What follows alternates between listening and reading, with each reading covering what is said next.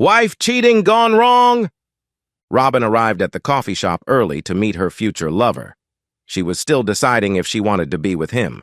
So far, they hadn't had sex per se, but she knew she had to give in to him or break up with him. If they had sex, that would be the end of her marriage.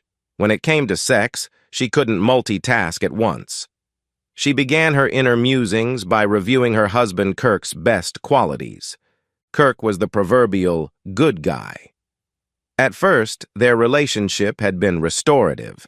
Both had marriages that ended because their partners cheated on them.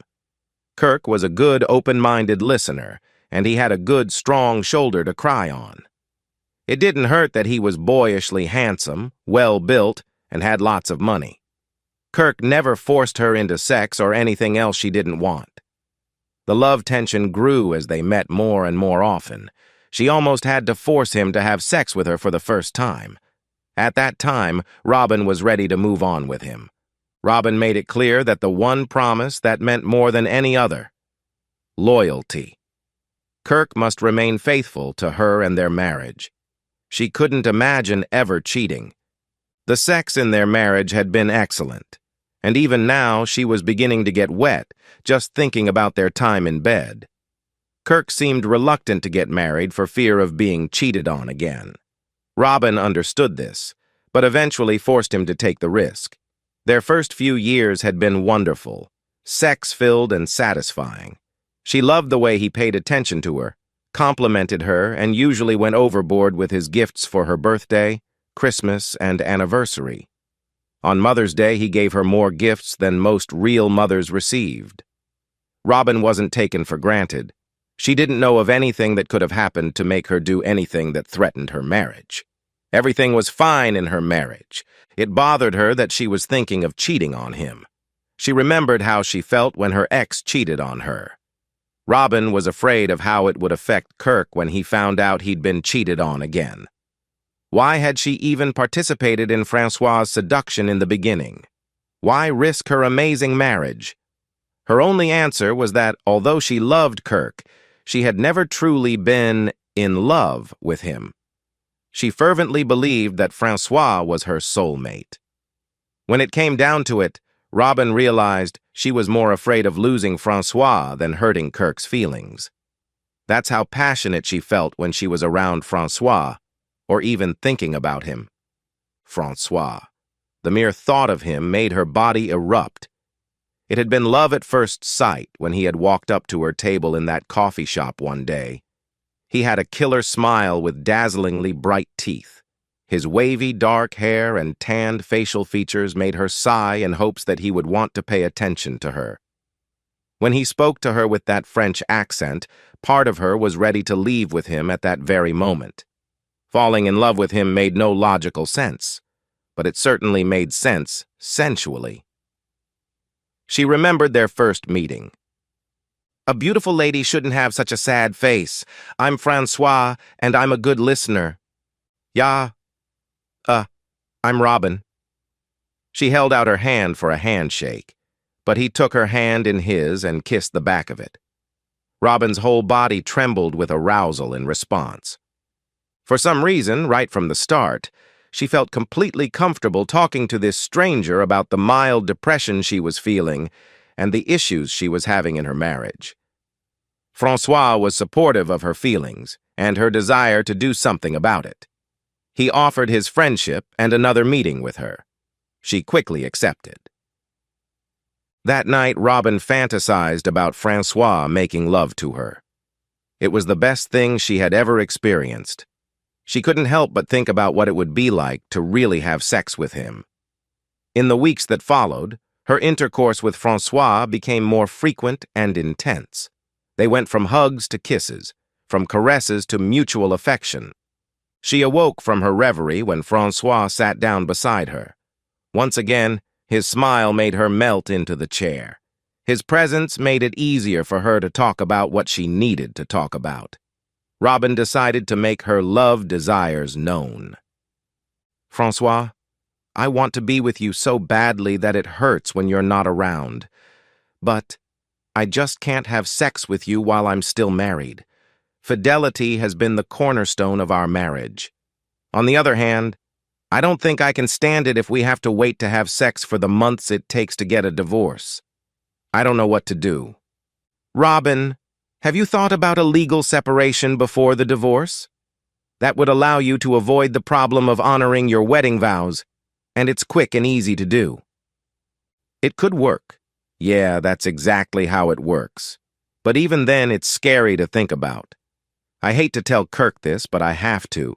Sometimes I cry just thinking about how demoralized he'll be. It took Robin a few moments to get her emotions under control. She grinned and continued.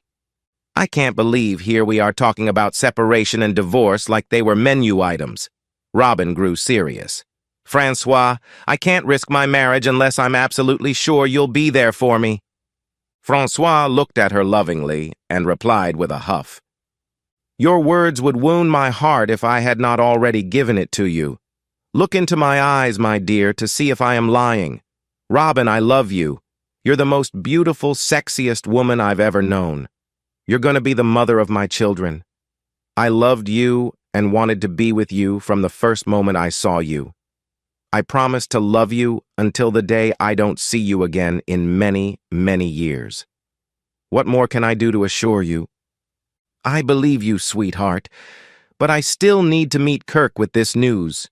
It won't be fair to him no matter how I say it, but it's the best I can do. I can't have sex with you before then. I can't bear the guilt. Francois, come with me. You need to be there when I hand him the divorce papers. I'm going to need your emotional support to be able to leave him if he cries. Kirk is a really nice guy and doesn't deserve what I'm about to do to him, but I deserve the life I want with you. I'll be glad to come along as long as Kirk doesn't have a gun in his hand. He grinned. Don't worry about that. He's not a violent man. I'm more worried that he might hurt himself. I really hope he finds a woman who will love him as much as I love you.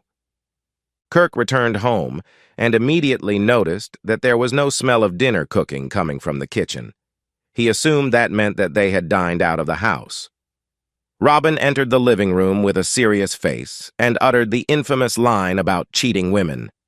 Kirk, we need to talk.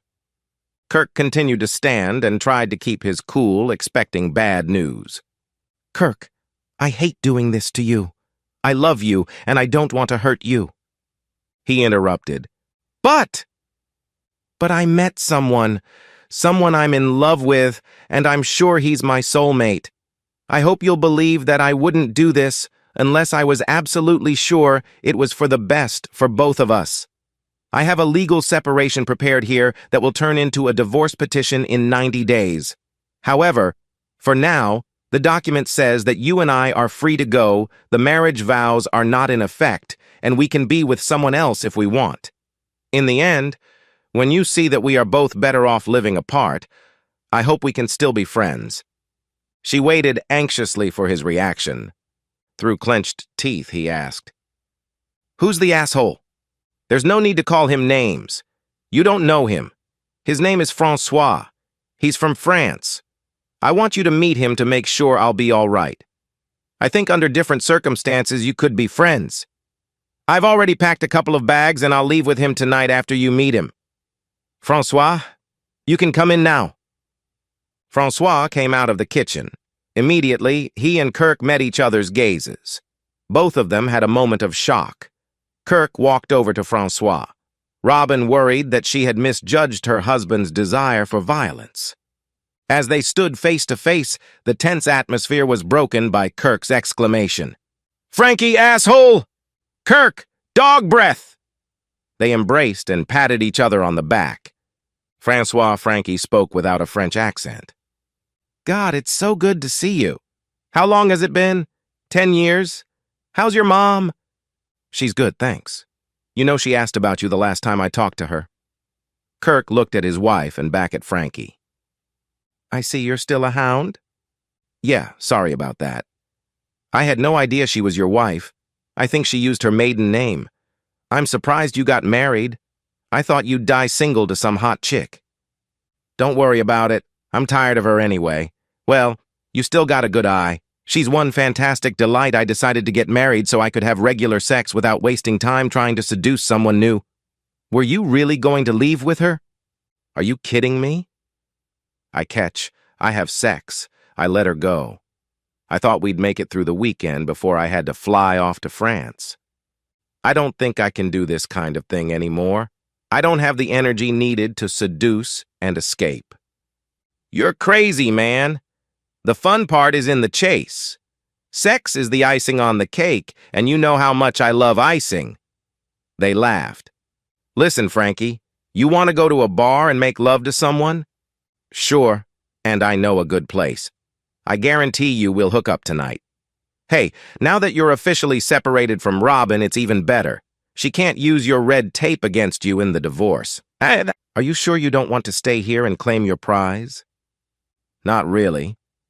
I don't think Robin is very interested in having sex with me right now. He turned to a stunned Robin. Are you as good as Kirk says you are, Robin? I can always come back later. In fact, I don't think I'll be back anymore. A smirk appeared on his face. Robin sat in a trance, like a deer caught in the headlights. She even looked more like a deer hit by a semi-trailer. Finally, she spoke. What about me? Both men laughed. Kirk replied, Your change bags are already packed. You need to go somewhere else to live. This house was mine before we were married, so by the time I get back, you shouldn't be here anymore. Frankie and I will definitely have company when we get back. Robin burst into tears as the two men walked out. The end. Subscribe to my channel. Thank you!